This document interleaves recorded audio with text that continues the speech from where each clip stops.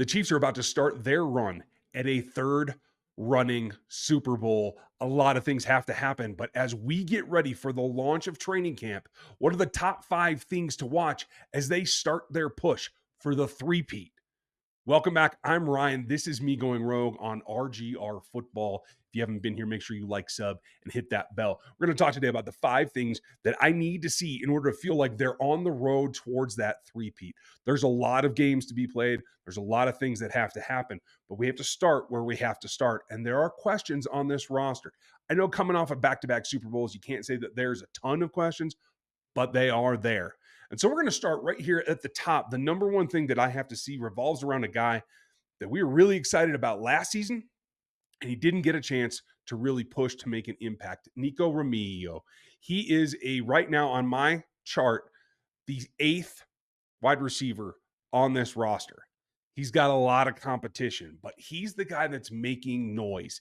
He's the guy that's pushing forward and trying to make not only the roster, but an impact as well. There's a lot of guys that should be nervous about this. We've talked about the top 4 here with Dan in the past. If you haven't been on the live streams, we cover a lot of your questions every Monday night, so make sure you check that out. But this is what it comes down to. Outside of the top 4, there's a cluster, and I think a pretty unique one in that there's a lot of overlap of all of these players. Nico Remigio is the guy at the bottom. He's got the least experience, but he's made the most impact in OTAs and honestly gives you the most hope for the upside because the others are Kadarius Toney, who hasn't been able to put a season together where he stays sane and stays on point. Sky Moore, who's had his struggles as well in 2 seasons, took a step back as a sophomore. Can he regain that momentum as a third-year player? We just don't know. And then there's Mecole Hardman, who's back for a third time on a third contract, both of which, the second and third, we didn't think he was going to be back for. Now, McColl's made some plays for this team over the years, and he's missed some plays over the years. So I don't feel like any of those guys right now are in a very strong position. I think it's wide open for slots 5 and 6, maybe 7 if they feel they have to fill the roster that way. Nico Remigio is in a point right now that he can push to grab one of those. We'll see what happens with Toney in particular, whether he's able to participate more. Hopefully he can snap out of it. And Hardman, I think, is a known quantity at this point. So it falls for Remigio to be a guy that can really make the difference. Now, number 2 that you got to watch in training camp, and I'm going to be very excited for, is how do they choose to deploy Trent McDuffie?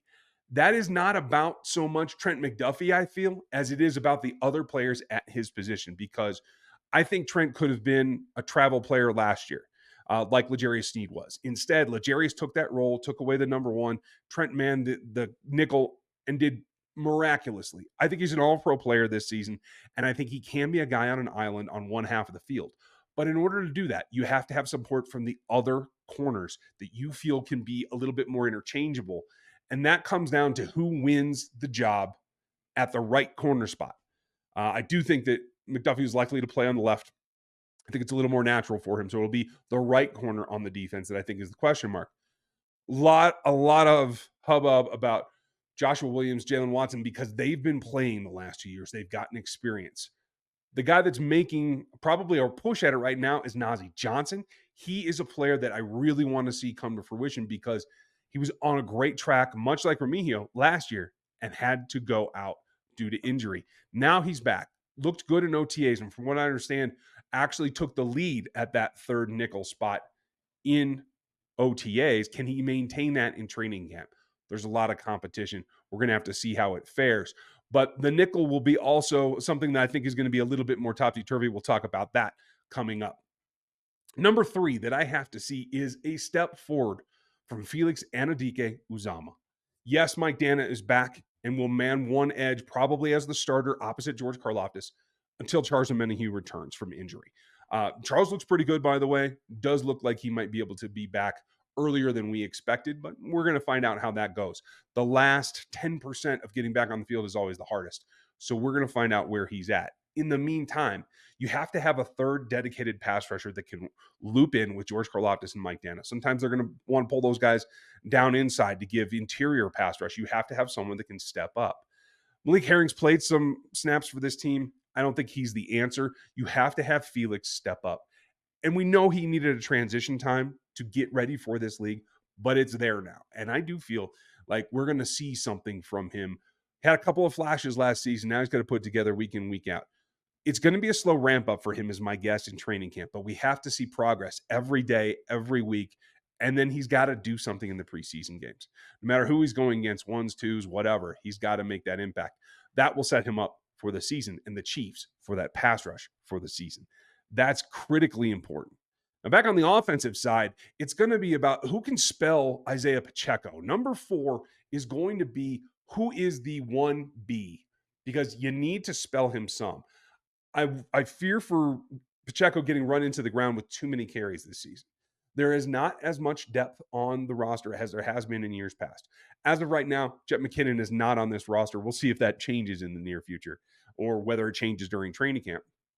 But everyone understands what Clyde Edwards-Helaire is. Do they choose to use him differently? Can he be more explosive as a backup to Pacheco, as the sidestep from him? That's going to be the big question.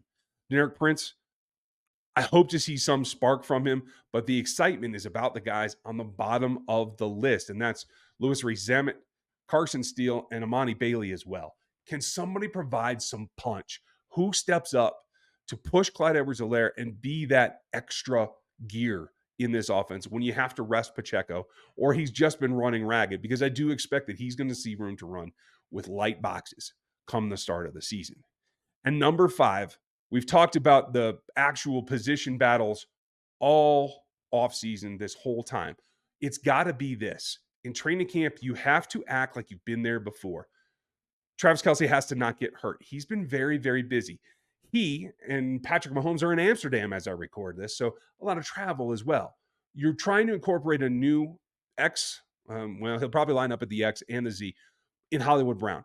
How can you three, the triangle, become Hollywood, Travis, and Mahomes? You don't know what's going to happen with Rashee Rice, so anything you get from him early in the season is going to be a benefit, maybe a surprise benefit, and we'll see what happens with his off-the-field situation as it comes down. Those three, I feel, the most experienced 3 guys in the passing game, have to be the leaders to bring along. Rashee Rice still needs to improve, still needs a lot of tutelage, but hopefully he's there and available, and we'll see what happens with him. But Xavier Worthy needs that leadership as well. The 3, Hollywood, Marquise Brown, Travis Kelce, and Patrick Mahomes, have to provide the framework on the passing game for it to grow. We've seen a lot of chemistry. We've seen a lot of nice plays in the OTAs. This steps up a level now in the training camp, but we got to see those 3 hit the ground running in particular. If we don't, it's going to be a struggle early, and it's going to be a problem to get to the point where you need to be so that Xavier Worthy can just walk into the offense and take on his role. He's going to have the ability to play all 3 positions, but he's going to have one that he's got to get a lot of reps in first in order to get onto the field. I do believe they're going to provide him kind of the same plan that they gave Rashee Rice last year, where he's going to play predominantly at one position, get reps there, get the feel of the game, get the timing of the game down, and then start to expand that role. For me, what I want to see is that he starts there week 1, and in training camp in particular, he jumps in, knowing that we haven't seen Xavier Worthy in OTAs. It's got to be that triangle of Trav, Mahomes, Hollywood to allow everybody else to grow together. They are the structure and the framework. Now, that's just the top 5. There's 100 things that we need to see as we go through. Training camp is coming. So next week is going to be the early report day on Tuesday, and I'll have a piece for you specifically on what standouts there we're going to have to look at and who might be on the road to making an impact in 2024 that maybe we didn't see in 2023. There's a lot going. Watch out for Dad's piece. Gary's got all the breakdowns on what we want to see from training camp and who has a tendency to make their mark. So stay with us all week. We are 5 days a week, folks, as training camp gets going. If you're new to us, like and sub and hit the bell. For me and my whole staff, this is Ryan going rogue. Thanks for being with us, and I'll catch you next time.